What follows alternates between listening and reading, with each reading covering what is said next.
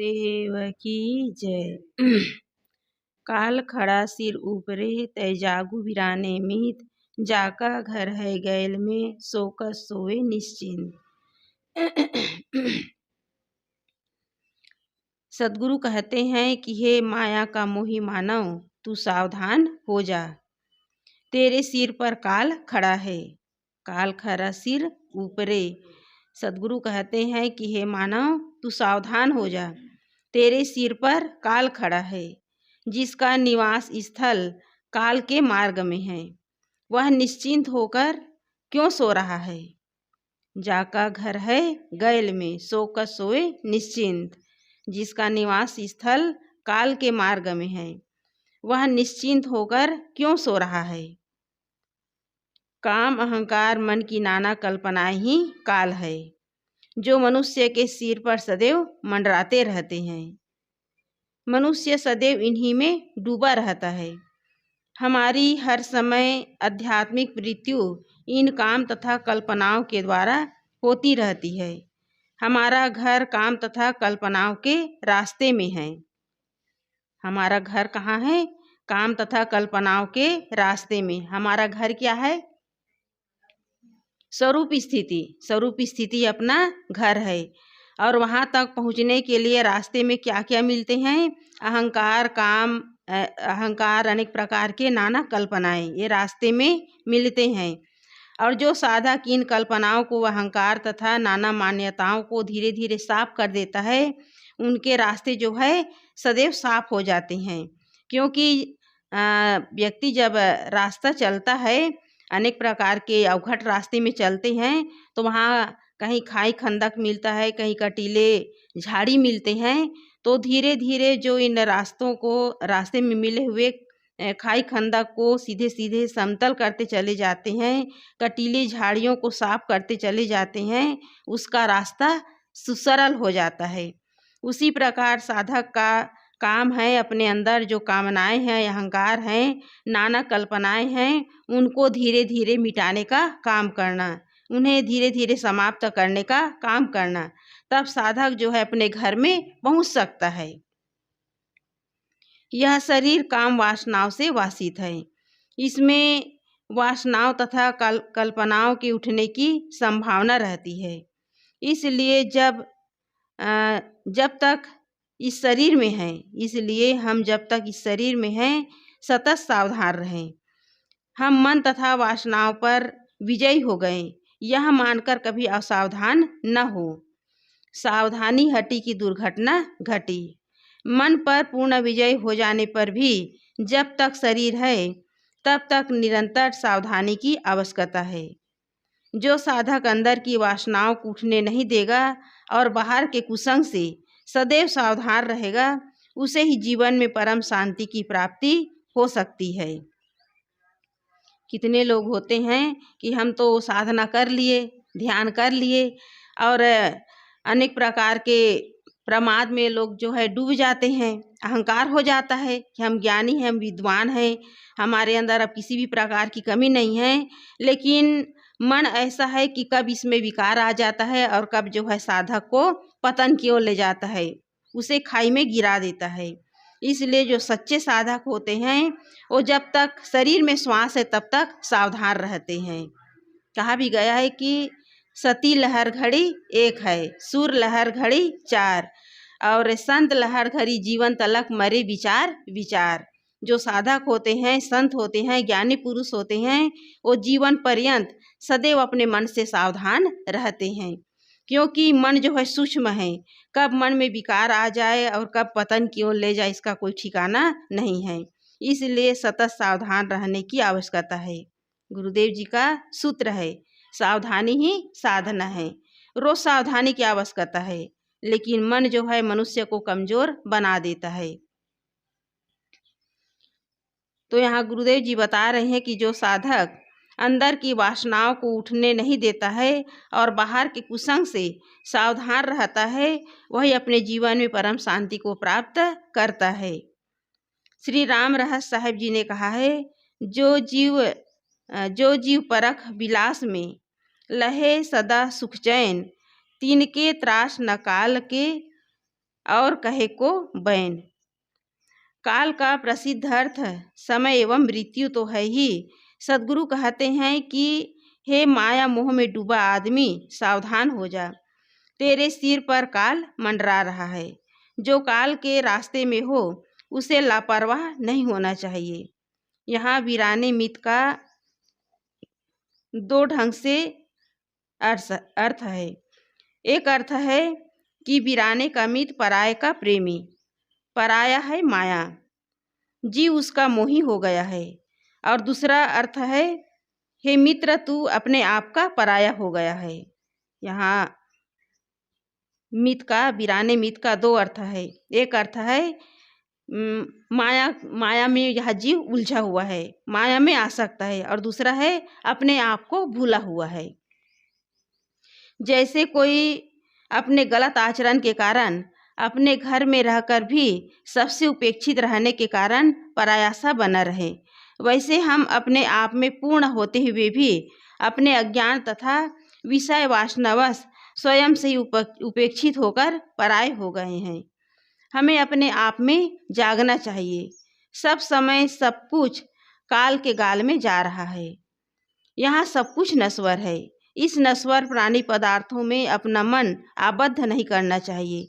हमें शरीर की नश्वरता, काम वासनाओं तथा कल्पनाओं की बंधन रूपता दृष्टिगत रखते हुए अपने उद्धार के लिए सतत सावधान रहना चाहिए। तो यहाँ गुरुदेव जी साधकों को जागने के लिए कह रहे हैं कि ये मानव जीवन जागने के लिए है, क्योंकि जिसमें जीव जो है आसक्त हुआ है वही बंधन का कारण है। ये शरीर में जीव जो है आसक्त है, काम वासनाओं में डूबा हुआ है, नाना कल्पनाओं में पड़ा हुआ है, और यही सब बंधन का कारण है। इसलिए यहाँ गुरुदेव जी सावधान कर रहे हैं कि संसार से, भवसागर से, इस दुख से उद्धार होने के लिए सतत सावधानी की आवश्यकता है। और सावधानी क्या है कि कहीं आसक्त न होना, कहीं मोह न करना, काम वासनाओं के प्रति मन में किसी भी प्रकार की आसक्ति न हो। काम वासनाएं जहाँ उठती हो उन विचारों को धीरे धीरे छोड़ने का प्रयास करना। तो जब तक मनुष्य जो है इन चीज़ों पर दृष्टि नहीं करेंगे, इन पर विचार नहीं करेंगे कि बंधन क्या है, मोक्ष क्या है, दुख क्या है, सुख क्या है, इस पर विचार नहीं करेंगे, तब तक जीव जो है अपना उद्धार नहीं कर सकता। कल काठी कालू घुना, जतन जतन घुन खाए, काया मध्य काल बसत है, मर्म न काहू पाए। जड़ तत्वों से बना यह शरीर और शरीर की गठन बहुत कमजोर है। इसमें काल का घुन लगा है और धीरे धीरे इसे खाकर निकम्मा बना रहा है। कोई यह रहस्य नहीं जानता कि शरीर के अंदर ही काल रहता है। काठ की चीज़ों में जब घुन कीड़े लग जाते हैं तब उन्हें वे भीतर ही भीतर चाल कर निकम्मा बना देते हैं। काठ तो ऊपर चिकना तथा ठोस दिखता है, परंतु भीतर भीतर खोखला एवं कमजोर हो जाता है। और यही शरीर की दशा है। जब लकड़ी में घुन लगता है तो घुन कीड़े जो है अंदर ही अंदर लकड़ी को पूरी तरह खोखला कर देता है, वो काम के लायक नहीं रहता। उसी प्रकार ये शरीर की भी दशा है। शरीर के अंदर कौन सा घुन है? काल के घुन, काल का घुन इसमें लगा हुआ है। यह तो स्वभाव से ही कल है, अर्थात कमजोर, कोमल एवं कमजोर है। एक लकड़ी या पत्थर की बनी चीज को तो वैज्ञानिकों द्वारा आयु निर्धारित की जा सकती है और यह विश्वास किया जा सकता है कि यह इतने वर्षों तक रहेगी, परंतु इस शरीर के लिए ऐसा कुछ नहीं कहा जा सकता। यह तो हाड़, मांस, नस, चाम जैसे कमजोर पदार्थों से हजारों जोड़ों के द्वारा बना है। इसके टिके रहने में ही आश्चर्य है, मिटने में क्या आश्चर्य है। इतना कमजोर शरीर 50-50 तथा 100-100 वर्षों तक टिका रहता है, यही अचंभा है। सदगुरु कबीर साहब जी ने कहा कि 10 द्वारे का पिंजड़ा, तामे पंछी पौन, रहीबे को अचरज अहे, जात अचंभव कौन। इस शरीर में यह जीव टिका है, यही आश्चर्य है, क्योंकि जीव कब निकल जाएगा इसका कोई ठिकाना नहीं है। कोई गर्भ में ही अपना शरीर छोड़ देता है, जीव निकल जाता है। कोई गर्भ से बाहर आते ही, कोई शिशुपन में, कोई बालपन में, कोई युवा में, तो कोई शरीर जर्जर होकर के शरीर छोड़ता है। इस प्रकार आश्चर्य है कि जीव जो है इस शरीर में वर्षों तक बना हुआ है, यही आश्चर्य है। शरीर का साज वैसे ही कमजोर है, दूसरे इसके भीतर काल का घुन लगा हुआ है। यहाँ गुरुदेव जी बता रहे हैं कि शरीर का साज वैसे ही कमजोर है, क्योंकि यह शरीर जो है जैसे कच्चे मिट्टी का घड़ा होता है, और कब वह बिखर जाए, टूटकर बिखर जाए, इसका कोई ठिकाना नहीं है। वैसे ही शरीर भी कच्चे मिट्टी के समान 5 तत्वों से बना हुआ है, और इसमें जीव कब निकल जाए इसका कोई ठिकाना नहीं है। और दूसरा, इसके भीतर काल का घुन लगा हुआ है। हर आदमी का शरीर हर समय बदलता है। यह निरंतर धीरे धीरे काल के मुख में जा रहा है। काल तो माया के बीच में ही रहता है, परंतु इसका रहस्य विरल ही समझता है। स्थूल बुद्धि वाले समझते हैं कि हमारी आयु बड़ी हो रही है। स्थूल बुद्धि वाले क्या समझते हैं कि हमारी आयु बड़ी हो रही है, परंतु वस्तुतः आयु जो है निरंतर घट रही है। पानी से भरी हुई टंकी जैसे मोरी द्वारा पानी के धीरे धीरे निकलते निकलते एक दिन खाली हो जाती है, वैसे यह शरीर श्वास निकलते निकलते एक दिन खाली हो जाता है। काल के दूसरे अर्थ में काम तथा कल्पनाएं हैं, जो मनुष्य के दुर्बल शरीर में घून के समान लगकर उसको निस्तेज बनाते हैं।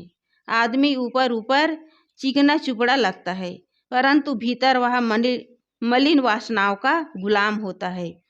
वासनाएं एवं कल्पनाएं मनुष्य के भीतर ही बसती है। यदि मनुष्य चाहे तो विवेक द्वारा उनका संहार कर सकता है, परंतु वह इस रहस्य को नहीं समझ पाता। काम, कल्पना तथा वासना पर विजय ही काल को जीत लेना है। मृत्यु काल नहीं है, केवल शरीर को मारती है। मृत्यु काल नहीं है जो केवल शरीर को मारती है। कामनाएं तथा वासनाएं काल है जो जीव को अंधकार में भटकाती है। शरीर का मिटना तो निश्चित है, लेकिन ये काल जो है, ये वासनाएं जो है जीव को भटकाती है, जीव को अंधकार में ले जाकर के उसे उसका आत्मिक पतन करती है। अतएव हमें कामनाओं को जीतना चाहिए। शरीर का मिटना तो निश्चित है, लेकिन शरीर के साथ साथ वासनाओं का समाप्त होना ये खास बात है। और इसी वासनाओं के कारण जीव जो है शरीर धरता है और फिर छोड़ता रहता है। ये चक्र जो है चलता रहता है। इसलिए शरीर में आने का मूल कारण है अपनी वासनाओं का धीरे धीरे समाप्त करना। जब तक वासनाओं का समन नहीं होगा, मलिन वासनाओं को लोग धीरे धीरे त्याग नहीं करेंगे, तब तक ये जन्म मरण का जो चक्र है ये कभी मिटने वाला नहीं है। इसलिए जीव को अंधकार में भटकाने वाला क्या है? कामनाएं और वासनाएं। जब तक इन कामनाओं तथा वासनाओं का अंत नहीं होगा, जीव जो है शरीर धारण करके केवल अंधकार में ही भटकता रहेगा।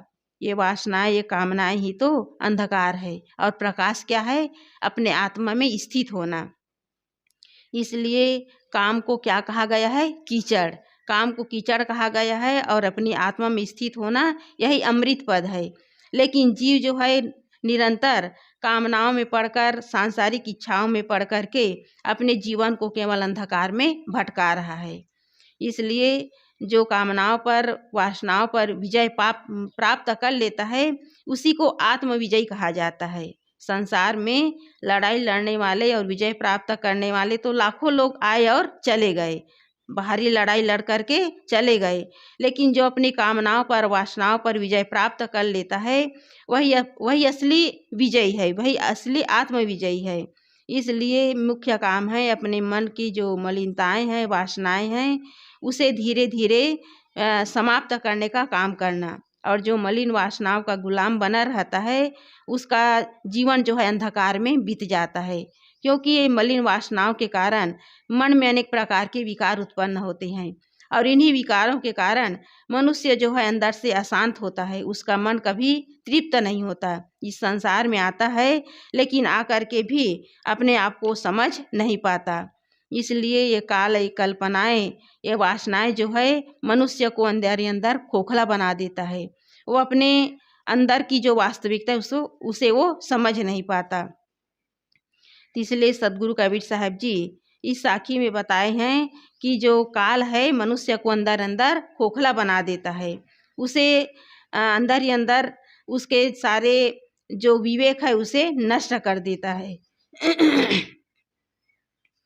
तो यहाँ इस साखी में सदगुरु कबीर साहब यही बता रहे हैं कि जो साधक है, जो जिज्ञासु है, मुमुक्षु है, उसे जागने की आवश्यकता है।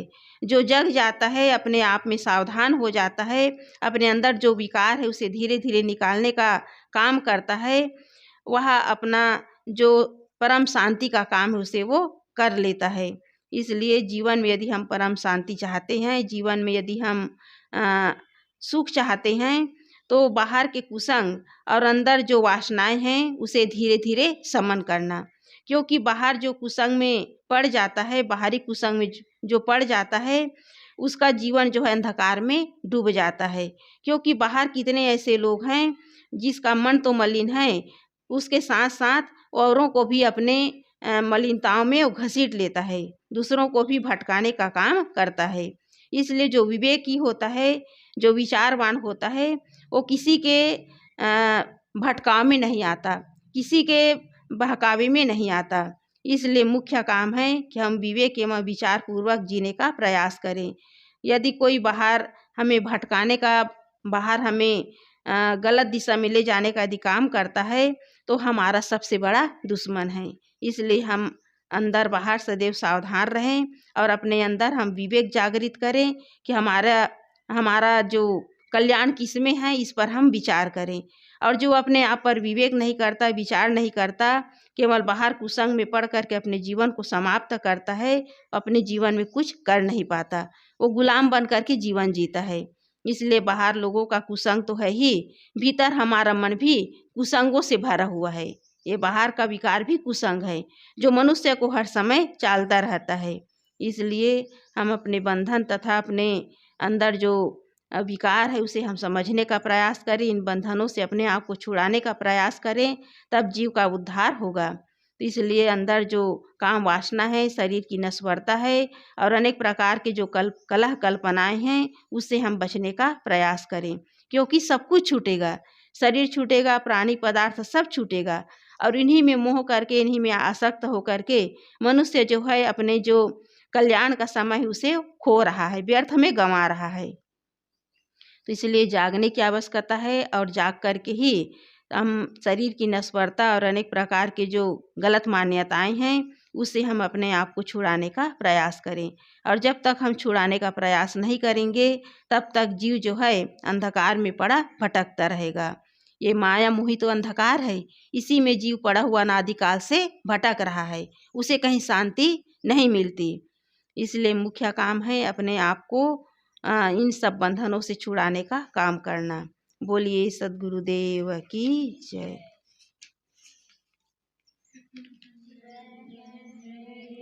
गुरुदेव तुम